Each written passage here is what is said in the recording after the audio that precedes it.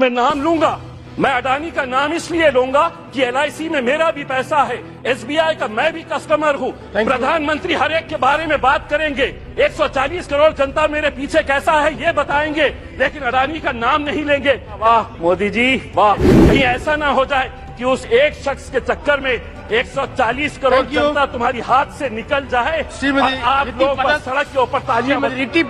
हम तो फूल थे, तुमने हमें कांटा बना दिया और अब इसी कांटे से कहते हो कि चुभना छोड़ दे। नहीं छोड़ेंगे हम लड़ेंगे, क्योंकि इस मुल्क के ऊपर जितना आपका इख्तियार है उतना इम्तियाज जलील का भी इख्तियार है। अगर आप हमारे साथ नाइंसाफी करेंगे तो हम खामोश नहीं बैठेंगे, हम लड़ेंगे। पता है कि आज फाइनेंस मिनिस्टर हमको इस बात का जवाब दे कि कैसा 38%, कौन सी ऐसी मिनिस्ट्री है जिसके अंदर 38% का बजट कम कर दिया गया है।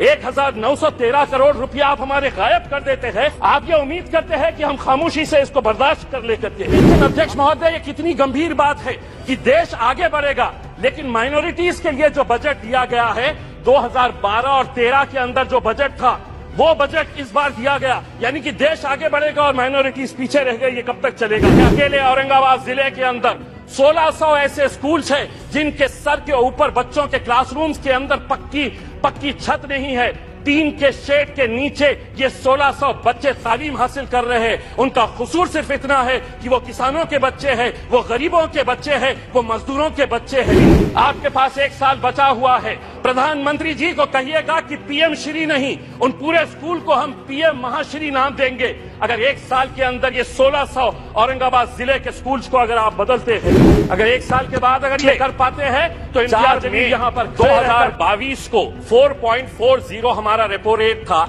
8 महीने के अंदर 6 मरतबा रेपो रेट बढ़ाया गया है और अब ये रेपो रेट हो गया है 6.50। अब हो सकता है इनमें से कोई खड़े रहेगा और कहेगा कि RBI है, इसका हमारे से क्या लेना देना, बजट से क्या लेना देना। तो सुनिए गौर से, RBI जब रेपो रेट बढ़ाता है तो किसी ने 20 साल के लिए होम लोन लिया है, यानी कि 240 महीने के लिए लोन लिया है और रेपो रेट 2.25% से बढ़ गया है, तो 120 से 160 महीने का एडिशनल EMI उसको भरना पड़ता है। किसी ने 25 साल के लिए यानी कि 300 महीने के लिए लोन लिया है और अगर 2.25% से रेपो रेट बढ़ गया है तो उसे 199 महीने एडिशनल EMI देना पड़ता है। आप कहेंगे कि हमारा इससे क्या लेना देना, यही तो जादू का खेल खेल रहे कि आपने इनकम टैक्स के अंदर रिबेट दिए, बहुत सारे लोगों को खुश किया और सैलरीड क्लास को कहा कि हम तुमको इनकम टैक्स में रिबेट दे रहे, लेकिन अब जिंदगी के साथ भी और जिंदगी के बाद भी तुम्हारा EMI चलता रहेगा, तुम्हारा लोन चलता रहेगा करके ये एक संदेश सरकार ने दिया है। अध्यक्ष महोदय, एजुकेशन के लोन के अंदर सरकार ने जो आंकड़ा दिया है स्कूल और हायर एजुकेशन के लिए 1,12,899 करोड़, बहुत अच्छा बढ़िया सा फिगर है, जिसमें से 61% स्कूल एजुकेशन के ऊपर खर्च किया जाएगा और इन्हीं पैसों के अंदर से 14,500 PM श्री नाम के स्कूल्स बनाए जाएंगे। अध्यक्ष महोदय, मैं पूछना चाहता हूं, जो बच्चे आज गांव के अंदर पढ़ रहे हैं, जो जिला परिषद के स्कूलों के अंदर पढ़ रहे हैं, मेरे अहम सिर्फ अकेले औरंगाबाद जिले के अंदर अभी सर्वे करवाया सरकार के जरिए 1600। राणे साहब, आप महाराष्ट्र से आते हैं, अकेले औरंगाबाद जिले के अंदर 1600 ऐसे स्कूल्स हैं जिनके सर के ऊपर बच्चों के क्लासरूम्स के अंदर पक्की छत नहीं है, टीन के शेड के नीचे ये 1600 बच्चे तालीम हासिल कर रहे हैं। उनका कसूर सिर्फ इतना है कि वो किसानों के बच्चे हैं, वो गरीबों के बच्चे हैं, वो मजदूरों के बच्चे हैं। आप बनाइए नए स्कूल्स, लेकिन आपके पास 1 साल बचा हुआ है, यह अहद करिएगा, प्रधानमंत्री जी को कहिएगा कि PM श्री नहीं, उन पूरे स्कूल को हम PM महाश्री नाम देंगे। अगर 1 साल के अंदर ये 1600 औरंगाबाद जिले के स्कूल्स को अगर आप बदलते हैं तो हम भी कहेंगे, अगर 1 साल के बाद अगर ये कर पाते हैं तो इम्तियाज जलील यहाँ पर खड़े रहकर कहेगा वाह मोदी जी वाह। दूसरी ये बात है अध्यक्ष महोदय, माइनॉरिटीज के बारे में मैं ये बताना चाहता हूं, राणे साहब, हम तो फूल थे, तुमने हमें कांटा बना दिया और अब इसी कांटे से कहते हो कि चुभना छोड़ दे। नहीं छोड़ेंगे हम लड़ेंगे।